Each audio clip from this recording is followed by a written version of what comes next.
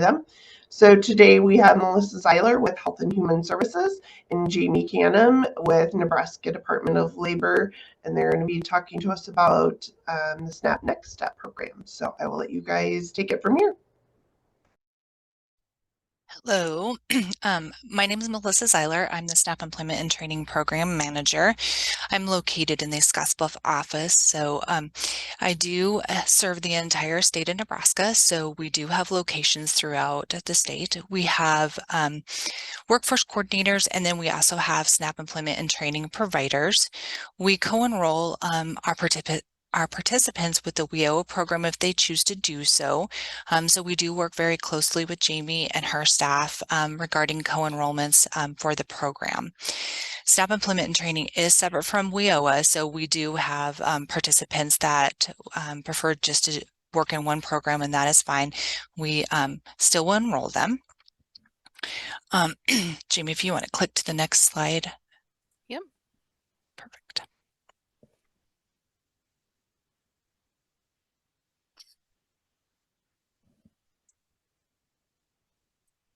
Can you see it? No, not yet. Sorry, I did. I can see. Can Jody or Stan, can you see the ENT eligibility slide? No. Until that first one. Okay, let me. You have to stop sharing and then start sharing again and Okay. try it.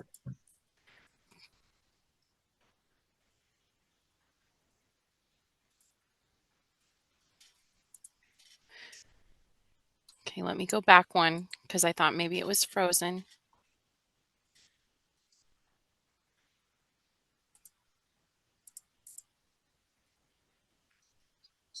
How about now?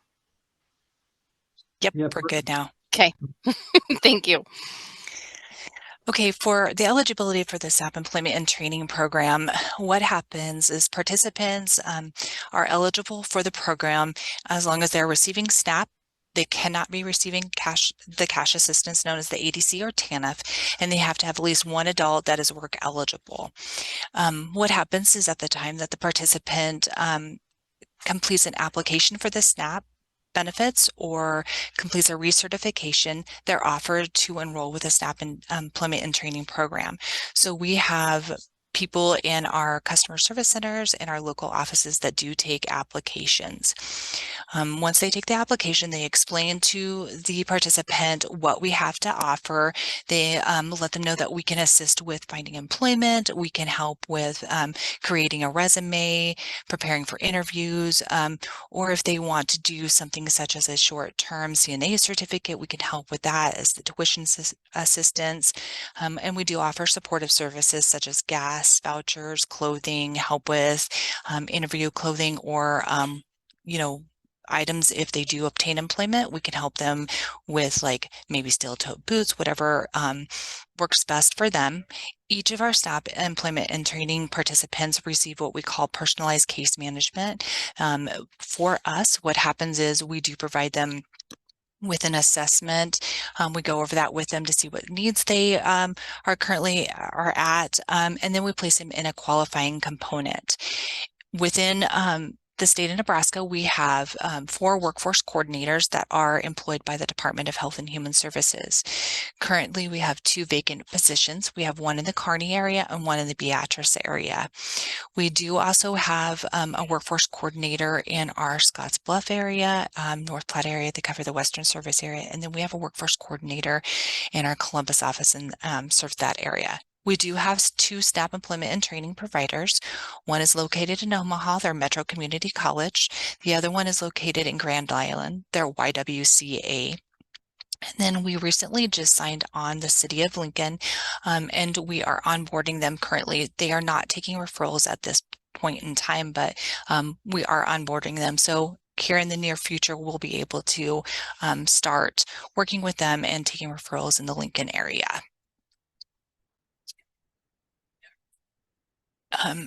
We do only serve portions of the state. So highlighted in yellow identifies who we can work with. And that shows what area we do do the enrollments based off of what WIOA does as well. So these are similar to what WIOA offers. And those are the service areas for our SNAP employment and training program. So our staff that are taking applications will pull this map up to see if there's someone in that location that can serve them, and then they send the referral over to us and we review that referral, and then we send it out to the appropriate either case manager that works for the Department of Health and Human Services or our providers.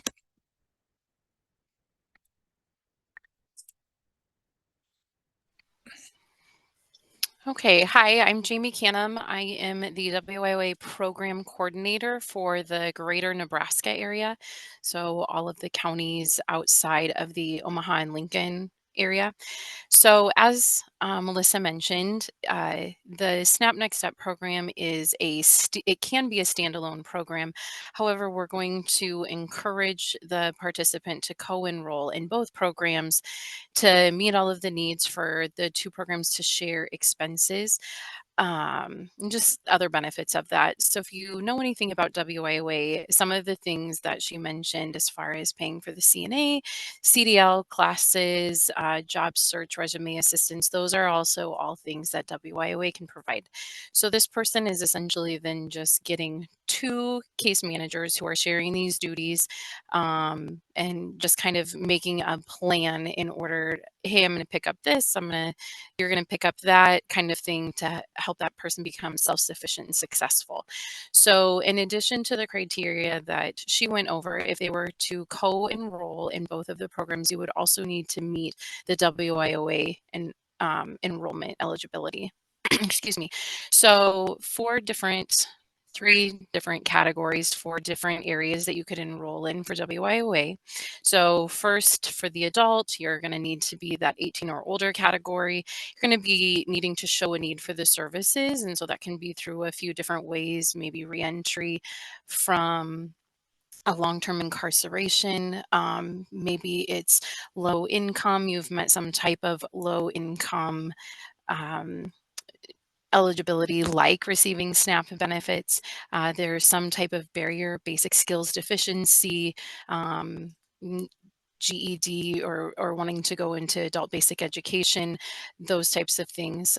Dislocated worker, so that's going to be its own categories. So you've been laid off, no fault of your own.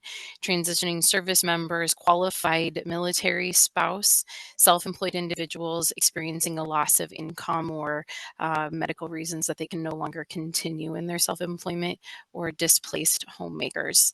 And then the youth, they're kind of their own little categories. So either in-school youth, age 14 to 21, those are going to be the kiddos that are currently enrolled. They're meeting some of the other barriers: low income, basic skills deficiency, trouble obtaining employment, just some other types of foster care. There's a list of them. And then 16 to 24, not currently enrolled in school and currently experiencing one of those barriers, as I just mentioned. We hit next. So we're going to go into a few of the training components, and these are where some of our services overlap. And so we're going to take turns kind of going through those. These are the training components that the SNAP Next Step program has identified. And then WIOA and DOL services are able to piggyback onto those to provide whatever service that participant is needing. And so let me go on to the first one we'll go over is supervised job search, and I will let Melissa take that one. So as Jamie stated, we do have the components that we offer. When we do complete our state plan, we show the 6 eligible components in there. The first one that we do offer or look at is supervised job search. And what supervised job search is when a participant comes in and they're ready to look for employment. They don't need help with a resume. They don't need help, with their interviewing skills. They are just, hey, I need to get a job. This is what I need to do. This is what I need to focus on. So at that point in time, we'll put them in the supervised job search component. We do request that they complete 5 job contacts per week. If they are co-enrolled, we can utilize the system with AnyWorks to verify what jobs they have applied for. If they're not co-enrolled, they do have to share or fill out a form that shows where they went, how they went to the job. Was it, virtual? Was it in person? Just so we kind of get an idea of what they're doing with that supervised job search. If they are in this component and they are looking for work and they need a gas voucher to get back and forth, we can provide a gas voucher for them. We utilize what we call the Gas Buddy system. So we look up to see if I'm driving a 1995 Honda Civic. We look that up on what we call Gas Buddy, and it will put in from one location to the next how much it costs to get to the point A to point B, and that's how we determine eligibility for gas vouchers. Say that they put in applications and they now do have an interview. We can help them with interview clothing, whatever it takes for them to complete that interview, we can help them with that. This is where that co-enrollment does come into place. So at the time that we complete the assessment, we speak with WIOA, we kind of determine prior to going into these components, hey, WIOA can help with this, so SNAP's going to help with this. So we've kind of determined that. That's behind the scenes. We don't really present that to the participant because they're there just to participate. They don't really care where the funding's coming from. So that's where it takes place with that communication is key between the co-enrollments. The next component that we do offer is what we call job search training. Job search training, how we complete that. And then, I'm sorry, that was what I went over. I just kind of put those, nope, you don't have to go back, Jamie. I kind of put that into one, so you don't have to go over any of that. This is offered for participants that do need those soft skills. They do need help with getting prepared for a job, getting their resume updated, doing interviewing skills with them, setting goals on what that job search looks like, what's going to happen with them. Again, this is determined based on their assessment that they do complete. And during this time frame, the workforce coordinator is working very closely with them, monitoring with them, because we're not going to be sending them out to look for jobs at this point in time. We're actually going to be meeting with them one-on-one on a weekly basis to go over those goals, go over their interviews, go over their applications, kind of fine-tune all of that with them. For the next one, we have job retention, and job retention is only offered after a participant is engaged in a component prior to. So a participant can't come to us already employed and want job retention. They have to be working with a SNAP employment and training program. So for example, if they're working at McDonald's and they want to become a CNA, we can still help them. We just wouldn't put them into job retention. We would put them into vocational training. And then once they obtain employment, like if they're going to get their CNA certificate, then we can help them look for that. So job retention would be if they're in supervised job search and they found employment. So then we offer to them job retention. It's up to the participant if they would like to complete this component. They don't have to, it's completely up to them, but we do provide support to them 90 days after they have completed or found employment. So during that 90 days, how are things going at work? Do you have any conflicts? Can we help you resolve those conflicts? Do we need to sit down with your manager? What can we do to help you maintain that employment? I would like to add, as a previous case manager, I think that job retention is a huge piece of it, because if they're coming in for that job search and you've started with someone who needs help with the resume and now they've transitioned into supervised job search because you've brought them up to speed and now they're applying and now they've gotten the job, probably some other things were falling by the wayside as you were working through some of those other components. And so maybe in this time they've fallen behind on their rent. They didn't know, in the first little bit that now they're going to need to provide their own tools or whatever that looks like. So I think the job retention piece is a great piece to their continued success, so that you're not just dropping them, oh, I got a job, and now you're complete with that case management. So I think from the SNAP ENT side, I see this piece being one of the most important components that they offer. I agree 100% with you, Jamie, because what we do see, if we're not providing that support after they find employment, they're coming back to us because they're not successful. They've obtained a job, but like Jamie stated, they have barriers that weren't addressed at that time. And so then they're no longer able to keep that job. And so they're back with us. So we're starting from square one. So job retention is key. The next component that we do offer is, I believe it was vocational training or basic education. So I'll let you go ahead and take over on that one, Jamie.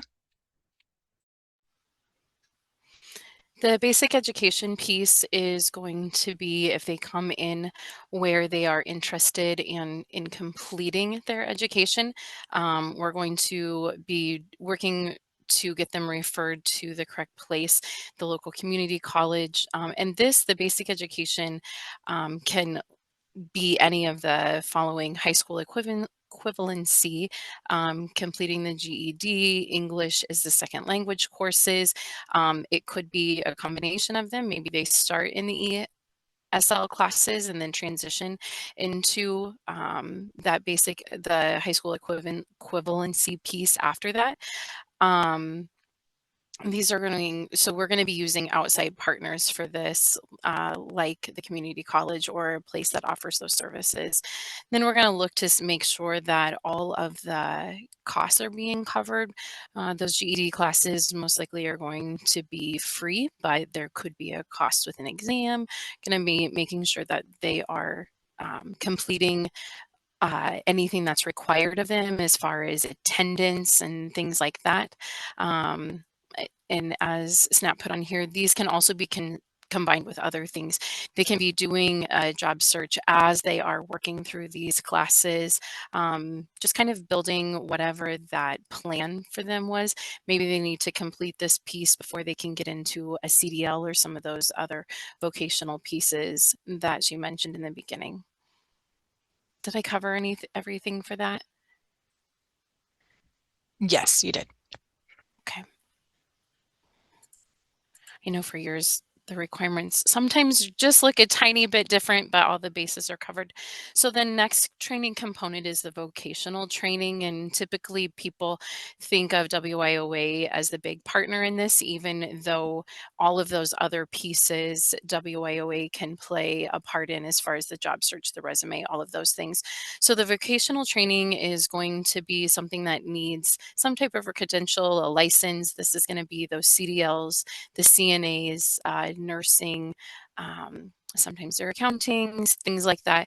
Typically short-term trainings, but could be put into a longer training. Welding usually takes about 9 months, some things like that.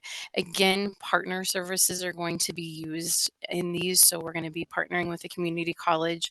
For WIOA, it does need to be on the eligible training provider list and provide a credential at the end of that training. So those are all going to be pieces that still have to be fulfilled in order to complete this piece.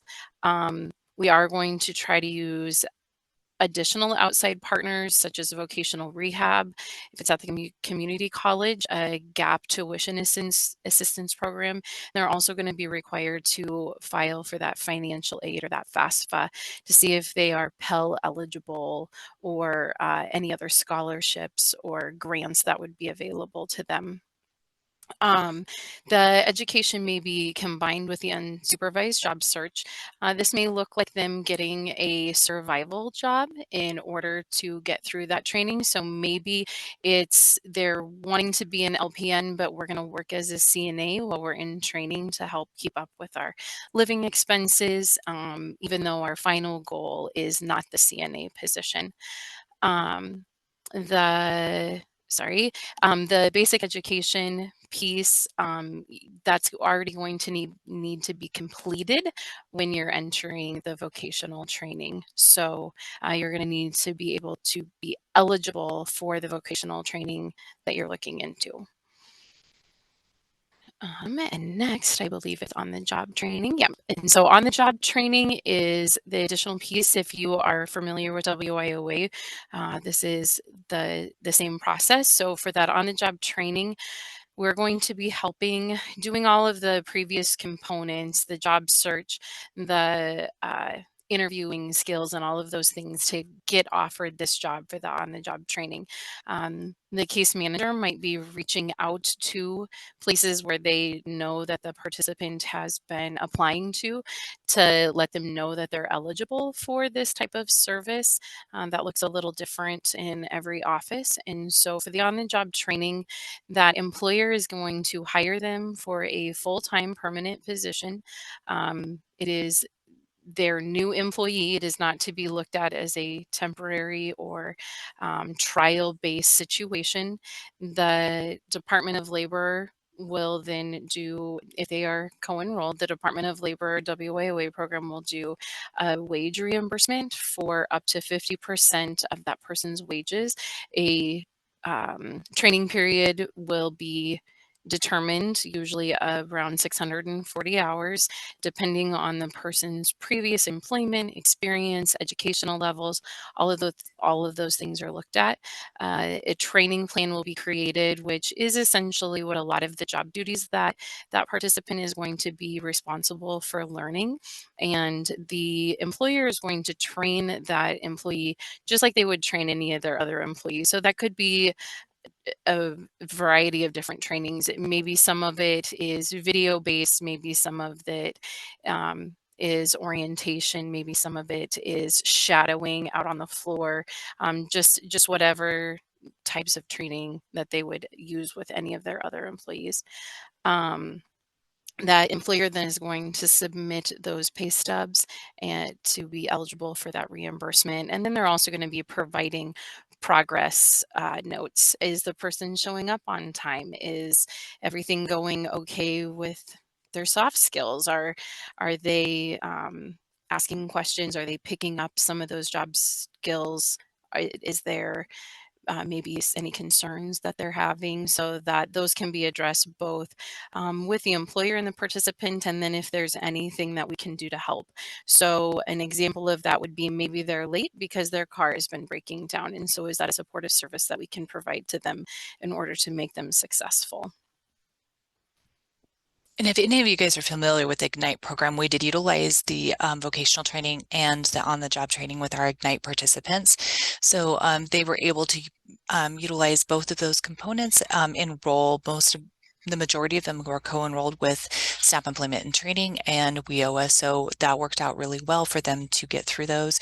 And like Jamie stated, we really kept an eye on the participants, because if they were having a barrier not being able to get to work, the two programs could work together on finding how we could help them resolve their issues and go forward. Ignite also had some other funding that they utilized to pitch in to help those participants as well. So the Ignite program has been very successful in the Omaha area. With the supportive services, ENT does have a defined amount that they can utilize per year. And we do a transportation cap. We have on there repairs, job search related expenses, our work related expenses, education and training, our background checks, and our tuition cap. So for example, a participant enrolls, our reimbursements and our components go by the federal fiscal year. So our federal fiscal year does start out October 1st, and then it runs until September, the end of September. So these amounts can be utilized during that entire year. And then once they hit that cap, our workforce coordinators or our SNAP ENT providers do have to reach out and do a special circumstance to see if we can approve that. So just a few to point out and how it's important for some of those co-enrollments to take place. So for example, the tuition cap per program year is $4,000. A typical CDL program, one of the larger schools in Omaha, is going to be $5,000 or $6,000, and that doesn't include some of those supportive services. And so partnering with those other programs, WIOA specifically, this is where we're able to cover more of those expenses, because the CDL expense, in addition to maybe some transportation, or once they've finished the vocational piece and they've transitioned into more of that job search piece, and now they're needing steel-toed boots or something to be able to accept the job. And so this is where she mentioned those behind the scenes things happening. They don't care how it's getting paid, but we're looking at the costs that are being incurred, and just making the plan so that their expenses are covered now, but also looking towards the future with something that could come up once they're employed, how else we can help them. And that is it. Jody, did you have any questions come in? Or does I anybody do have not any questions? see any yet. Does anybody have questions? You can put them in the chat. You can put them in the Q&A. Raise your hand.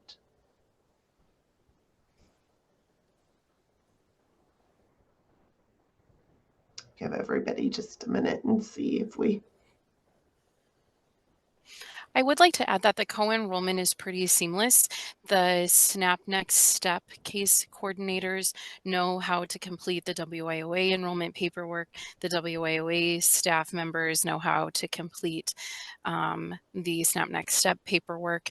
So even though we don't like to send people to 5 different places to be enrolled in a program, both of them are cross-trained fairly well, or both programs are cross-trained fairly well to make that program pretty seamless. The case managers on the SNAP side, if they are located in one office, they do travel to the other offices, and they try to do those appointments for enrollment jointly if they're going to be in person.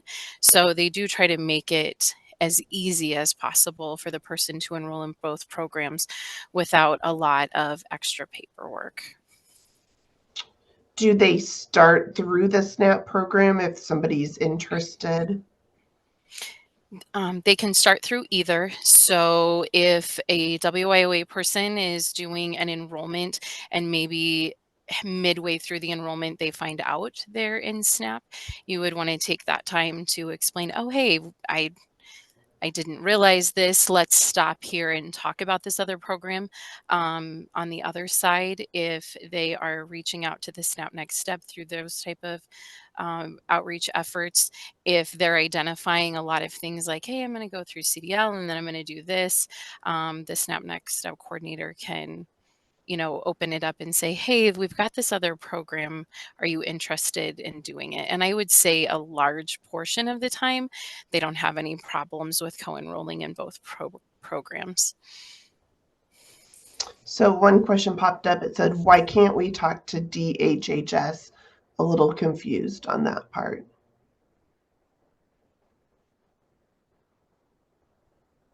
I'm not sure. Can you elaborate more? What do you mean, talk to DHHS? I'm not quite sure what. It says like we can only send alerts.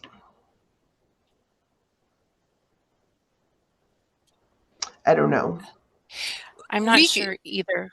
Yeah, for Greater Nebraska, you are able to do a referral through the AnyWorks system. I know that not everybody uses the AnyWorks system, so maybe that's where that question is stemming from. Because we do have 2 systems that we do track our information on. So like Jamie stated, the Department of Labor solely uses the AnyWorks system. We utilize what we call our InFocus system, and our systems don't talk to each other. They don't share data with each other. SNAP ENT is getting a module within AnyWorks. We're in the process of getting that worked out with Geo Solutions, but we can talk back and forth to each other. Depending on what we're doing and what's going on with it, we do have to have like release forms signed. So it says, I think they mean that us ADC workers are not allowed to talk directly to DHS, only through alerts and InFocus. So when you're discussing ADC, there's two different things with the ADC. So ADC is determined eligibility-wise by the Department of Health and Human Services. If they are receiving that cash assistance, they're referred over to our contracted provider, Equus, and it's a mandatory program. SNAP employment training is volunteer, so there's two different things here. So EF is completed by Equus, and those two systems can talk. Equus has the ability to talk to the Department of Health and Human Services. So we still communicate. So I'm not quite sure. I can't answer the ADC questions because I don't have anything to do with ADC. So maybe it's Equus setting alerts to the Department of Health and Human Services and vice versa. That is something that I don't have any information on because I only solely work with the SNAP Employment and Training Program. That would be a question for Will or Brad. They would be able to assist you with that. Someone said, I think they're saying it would be nice to have a better line of communication. And then the first person said, my question was answered.